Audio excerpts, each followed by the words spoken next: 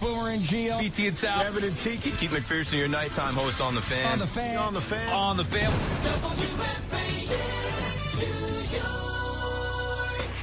It's WFAN Daily, hosted by Pete Hoffman.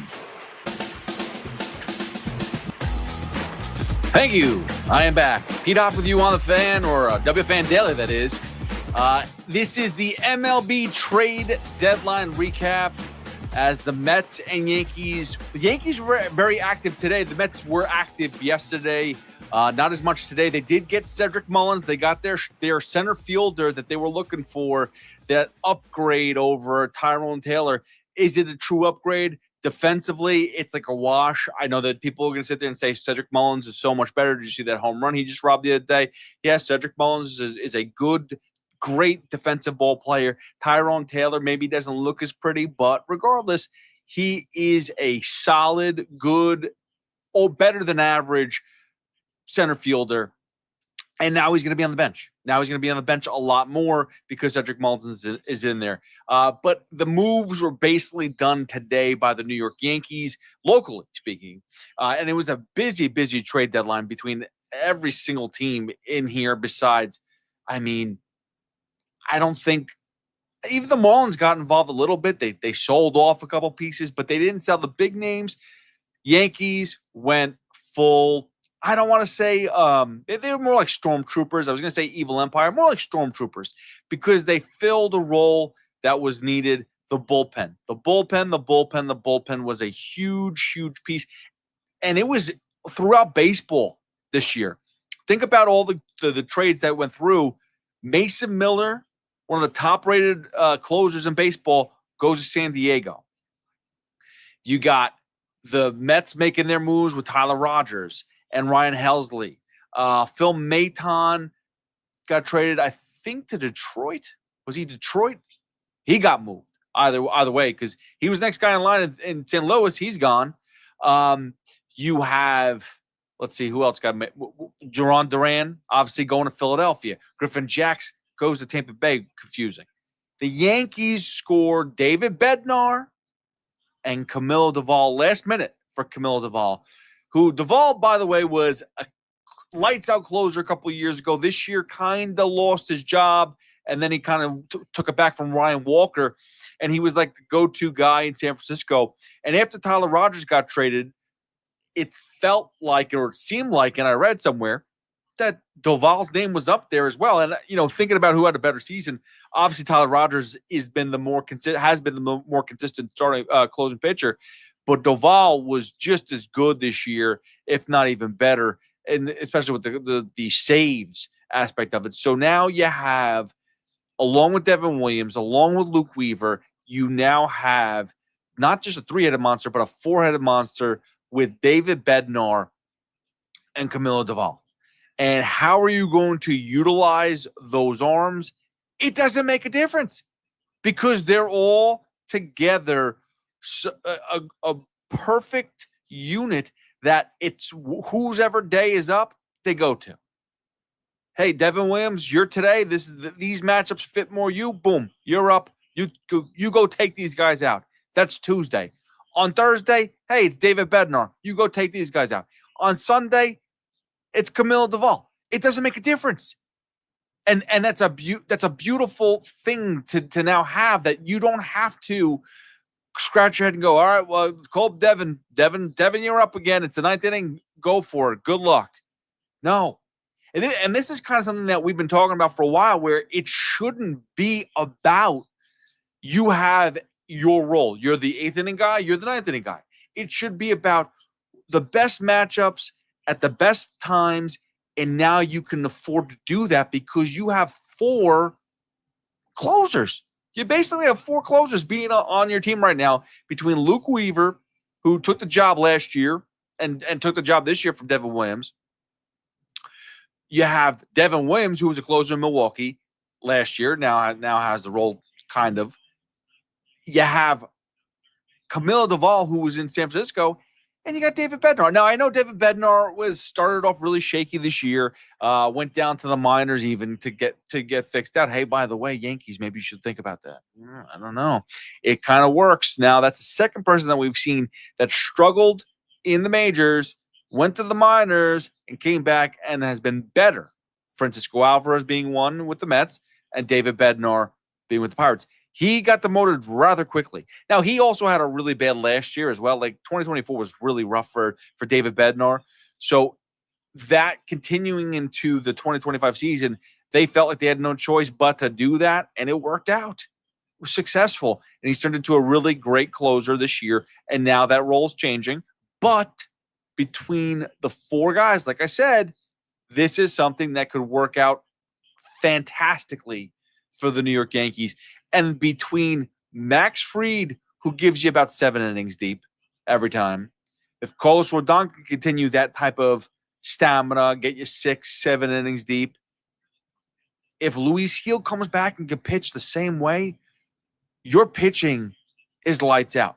And we were just talking about this yesterday, how my biggest gripe with the Mets and the Yankees, to be honest with you too, is that, they need to keep games tight, and a lot of times they don't. And the tighter the game is, it allows you those solo home runs because no one's really getting 3-run home runs anymore. It doesn't feel like that. It's. I know Stanton on Thursday went yard, got a 2-run home run. That was good, but it always feels like everything is solo home run, solo home run, solo home run. Volpe, it's a home run, it's a solo home run. So you need to keep these games close so that when those solo home runs hit, you then can take the lead. So it's a good deadline for the Yankees. As far as the bullpen goes, pitching, did you really need a starting pitcher? Marcus Stroman, and I watched them MLB Network a little bit today too. And was it Verducci was basically like, you're setting your team up right now for the playoffs. This is what you're doing. You're making your rotation. You're making your lineup, your everyday lineup. And the Yankees right now, their rotation, the top 3, if Luis Gil comes back and is as good as we think, but the back end, it's Schlittler, it's Stroman. Is that going to be enough? Are those two guys going to be good enough? We'll find out. But again, I don't see them pitching real innings. But those are the two guys at the back end of the rotation at the moment, and we'll find out what happens. If listen, there's still time to maybe call up a young kid, or obviously Luis Gil has to come back. That's the other thing too. That's the other piece of this puzzle that has to happen. Luis Gil has to come back and pitch well. We'll find out this weekend. I believe he's pitching this weekend versus Miami, so that'll be the first start.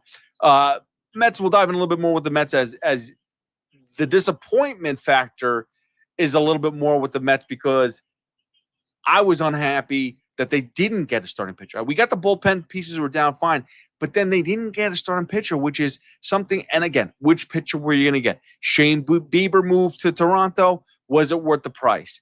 Joe Ryan towards the end was being talked about, but he didn't, and he didn't go. He didn't end up moving. The Dodgers ended up trading Dustin May to the Red Sox. There was a lot of weird trades like that were like pieces that like, are the Rays selling? Yeah, they're selling, but yet they traded Zach Littell from to Cincinnati, but then traded Taj Bradley away, but then they got Griffin Jacks, and I guess that's more for next year move. They traded away Jose Caballero to the Yankees as well. There was just a lot of moves, and again, I just was hoping that the Mets would find a way to run into a starting pitcher that could help them out. Now, what did the opposition do? What did the Phillies do? And you look at them, and they made 2 moves. They made the Bader move, and they made the Duran move. Now, Duran is outrageous. Bader, we know what he could do when healthy. So when you weigh the 2 teams who are battling for this division for the NL East, I mean, they're kind of neck and neck. The problem is the Phillies pitching is way better Philly's starting pitching is way better. You can't sit there and try to compare Kodai Senga and David Peterson and Sean Manaea to Zach Wheeler and Suarez and who else? Was it Estevez they got to? I mean, they have obviously there are they have blanking on who it is now. Not Roy. I'm thinking Roy Halladay. Why do I feel like that? It's not even close to Roy Halladay. One of their starters is on the mend right now. He's currently on the IL. It's been out for a long time. And why? It's not even significant. So I'm going to bite myself in the butt when I say his name. Aaron Nola. He will come back. He is a little significant, but when he comes back, whatever. Point being, the Phillies have a better 1-2-3 rotation than the Mets do. They just do. There's no doubt about it. Zach Wheeler is the better pitcher on both teams. Are you going to be able to go punch for punch? They have Harper. They got Schwarber. They got Trey Turner. They got Realmuto. Are you going to be able to go punch for punch with his team? And again, you didn't really improve starting pitching wise, and you didn't really improve offensively. You basically said, we got a better defensive player who has a little bit more pop than Tyrone Taylor, so he'll get more play. But otherwise, it's the same team. As a whole, I'm happy about the bullpen because they clearly use the bullpen a lot. It's a good bullpen going into the playoffs. As a whole, though, does this team feel like a 1986 team? Even a 2016. I don't really think so. I think offensively, we're still trusting too much on these young players, and it's a win now time. And that's what I'm going to say about the Yankees too. It's a win now time. The Yankees made some moves where I'm not saying it's questionable, but Caballero is a utility infielder. He could play third base, he could play second base, he could play shortstop. Well, guess what? He could play shortstop, which means Anthony Volpe doesn't have to play shortstop. I know it's a defensive replacement type of thing that you just do for now. I'm sure that's probably going to be key come later innings. Volpe's going to sit and Caballero gets in there. But I'm telling you, it's more important to see Caballero get more time at shortstop to see if he can add any offense, because guess what he can do as well? He can also steal. And he has a little more contact than Volpe. And the outfield, I mean, they missed the mark. I mean, obviously, Austin Slater is not stealing Jason Dominguez's job. It is what it is. Overall, both teams did well enough to build a good playoff run. Now, how do they compare to the other teams? Like I said, Phillies are kind of neck and neck with Mets. They didn't really do too much. Obviously, Durant is the better of the two, and they needed a lights-out closer, so they got that. So their bullpen is still rusty, or still a little bit all over the place, but at least they got their closer intact. The Blue Jays built a little bit. Again, their moves were more bullpen as well. Seranthony Dominguez. Who did they get pitching-wise? I feel like they got another starting pitcher. Charlie Morton went to the Detroit Tigers. This is a team. Okay, this is the one team that, by the way, I think did the least, and I think that's the problem because they're very confident in their relief pitching, and I don't think they're as good as they really are. I keep on calling them the Paper Tigers for a reason. I think that the Detroit Tigers are going to have an issue. They brought in Charlie Morton. Again, guy is 42 years old. He feels like he's 50. I know that you like to have that veteran pitcher on the team, but that is a sorry move for a team that feels like they are making a quote-unquote serious run. The Minnesota Twins basically sold off everybody, right? Carlos Correa goes to the Astros. Huge move, name-wise. Huge move, name-wise. Offensively, he's been okay. Defensively, whatever, he's going to move to third base.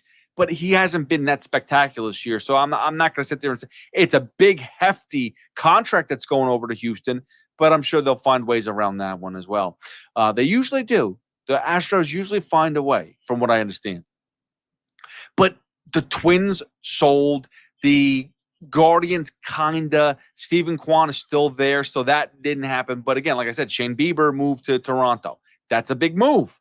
That is a big move. That is a huge move. You talk about a neck-and-neck race here. Toronto knew that they needed a starting pitcher to go along with some of the Jose Barrios, some of the other pitchers that they have over there, Chris Bassett of the world, the guys that aren't so lights out, but they've been winning and they're in first place. So, hey, why don't you bring in a guy who could either fill you in at the middle? Like if his floor is to be a 3 pitcher, hey, that's good. If he turns into the ace that he once was, Toronto just hit a home run. But again, I think Detroit fell flat because they have a lot of teams in there. The White Sox are done.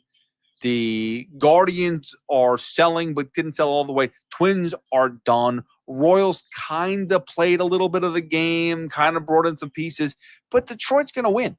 Detroit's going to win their Central Division, but they need to do more to win the World Series and go to the World Series. Their offense is not that good. It's not that sexy. It's not that significant. These guys, they have moments again, and I've said this about Anthony Volpe. I said this about anybody. It feels like this league consists of a lot of players who can offensively hit 10 to 15 home runs in the season. Like everybody can do that. It doesn't make a difference who you are, what team you're on. You can all hit between 10 and 15 home runs in the season. Okay, but what else do you do? What else can you do? What else can you offer? And I don't think the Detroit Tigers have a lot of guys that offer as much as we think. They have a great record right now. They're in a comfortable lead because the division is weak. And this is why we always say the Yankees will always find a way to make the playoffs for sure. And I still think they're going to end up winning the division. You got Mariners made a bunch of moves, and the Astros, again, the Carlos Correa move was pretty significant because now that just adds to their team. But again, Carlos Correa is not as good as we're making him out to be. So I'm really not concerned about that. The biggest move here, the biggest team, it's not even the Dodgers. It's the freaking San Diego Padres. Again, Mason Miller was huge. They get Ramon Laureano. They basically traded everybody in the world. Like, I mean, if you go through their prospects, they traded away a ton of prospects to get new pieces. It felt at one point in time they were going to trade Dylan Cease, and they kept Dylan Cease. The Padres always keep you guessing every single year, but I would say that the Padres are the one team that, at the end of the day, they will keep you guessing, and they'll find a way to be in it. Like, I don't know how successful they're going to be, but they'll be in it. Arizona sold now, so it's a little bit easier for San Diego. San Francisco basically sold their bullpen, so it's basically a two-headed monster in the West on the NL side between the Dodgers and the Padres. A couple other last-minute moves that kind of just came trickling in at the end because, again, a lot of moves came in. It was 6 p.m. deadline, and this is good. This was fun. A lot of this stuff came in last minute. A lot of activity because the fact is there's no other trade deadline. There used to be that waiver wire claim or trade deadline in August 30th or whatever it is. That's gone. So this July 31st deadline is impactful, and Arizona found a way to cut ties with everyone's favorite, Jordan Montgomery. He's going to Milwaukee, which is weird because, again, he did sign a 2-year deal, and I believe he's not pitching this year. So I'm not really sure what the plan is there with that. But they also traded away Shelby Miller, who was their closer out in Arizona, and he's on the IL. So Milwaukee picks up that. And then what else did Arizona trade away as well? Because, I mean, there were so many moves. It was silly. There was another big move that they did besides the Josh Naylor going to Seattle and Eugenio Suarez going to Seattle, which was, I mean, Seattle's looking like they're trying to make a serious run here, offensively speaking, because the pitching has always been there. No one's ever doubted the pitching. Pitching has always been there, but finally they bring in some. Eugenio Suarez was a guy that was always, was there for a while. He returns to Seattle now. He joins the likes of Josh Naylor. Maybe they can actually light a fire under the rest of the team and score some runs. And maybe get some extra pop, too. We'll find out. But, yeah, the Cubs were a little quiet. You think about the teams that were a little quiet. Maybe the Cubs were a little quiet. But overall, very exciting trade deadline. Yankees and Mets, I wouldn't say they killed it. I've seen so many people be like, oh, the David Stearns and Brian Cashman knocked it out of the ballpark. No, they bolstered up their bullpens. That is true. Their bullpens look elite now. You can't sit there and complain and say, oh, who's coming in the 7th inning? Who's coming in the 6th inning even? I mean, the bullpens are both stacked. But there's a lot of other mismatched pieces right now that are cause for concern. And, can you live with young kids playing while you're making a playoff push, while you are trying to win a World Series? Because that's the goal here, right? I'm not saying that at some point in time, Jason Dominguez, Anthony Volpe, Ronnie Mauricio, Brett Beatty, Mark Vientos, Luis Angel Acuna, that those guys in particular, I am not saying that those guys will never be good MLB ball players. I think they'll all have a good run. I think that Ronnie Mauricio will be the best. I think Jason Dominguez has a skill set that, between him being a switch hitter, supposedly being able to play the outfield, he does make good contact at times. He needs to show a little bit more power. He's got to grow more. Put on some weight, whatever the case is. Volpe, I still think there's opportunity for him to get through it, mentally. But you're going to look to win a World Series this year. That's the goal. So it cannot be, let's just run these guys out every day and hopefully something works out. And that's what it feels like. And that's just dumb. That to me is like, yeah, anybody can say keep on running the kids out there. And when there's another mistake, you point the fingers, that's what's wrong is the kids. How about you get some veteran players in here to take over those positions and still let the kids work out the kinks? That's all it comes down to is they're still kids. Seriously, we're talking about, I think Vientos is 25.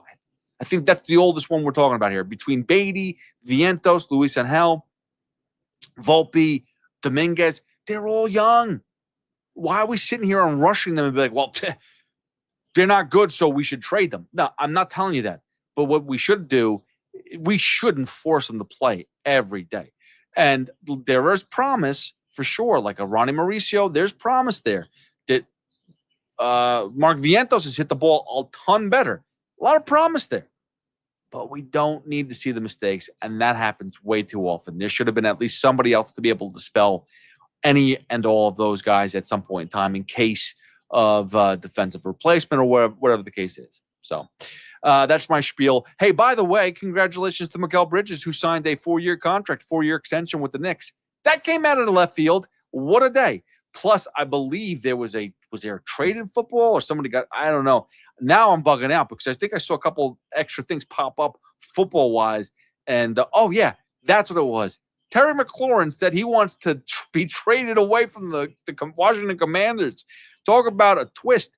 You have finally found your quarterback in Jay Daniels. You actually finally found a quarterback that can throw the ball to you in Terry McLaurin. And his second year now with this quarterback, he's going to say, I want out. Let's go. Send him to Jersey, whether it's the Giants, the Jets. Let's go. All right. Thank you very much for watching another episode of WFAN Daily. Follow me at HoffWFAN. Don't forget to like, subscribe, go to the Odyssey app if you want to download stuff as well. And then Friday, we are going to recap everything with Boomer and Gio, with Evan and Tiki, and of course with BT and Sal, 10 a.m. to 2 p.m. on the Fan. I'll see you guys later. Have a good one. Enjoy the night off of baseball. And go do something with your life. Maybe go watch a movie, go watch a documentary on sports. I don't know. Just go do something. All right. Have a good one. Peace.